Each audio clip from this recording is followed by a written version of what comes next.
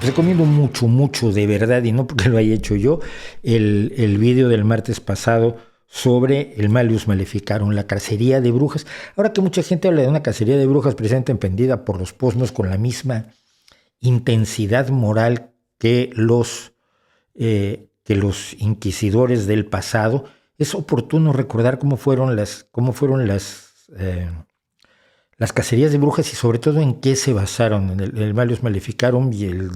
Demonology y Formicarius y una serie más de tratados al respecto. Pero lo curioso es esto: nadie en aquel momento en la Edad Media le estaba diciendo a los inquisidores: lo que estás haciendo es malévolo, lo que estás haciendo está mal, lo que estás haciendo es inmoral, lo que estás haciendo es injusto. Todo el mundo estaba perfectamente de acuerdo. Ahora, la única forma de parar a los nuevos inquisidores de las nuevas cacerías de brujas es aprovechando que tenemos libertades democráticas que ellos se quieren cargar y utilizar esas libertades democráticas para decir: no, esto no puede ser y esto no te lo vamos a aceptar y esto vamos a someterlo a debate. Y hay muchísimas cosas a las que no quieren someter a debate, y eso, precisamente esas cosas que no quieren someter a debate,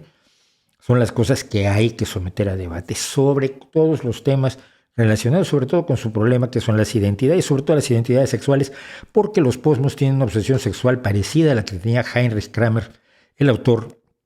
del Malleus Maleficarum. Pero bueno, el caso es que ahora vamos a recordar un poco cosas de conspiraciones vacunales.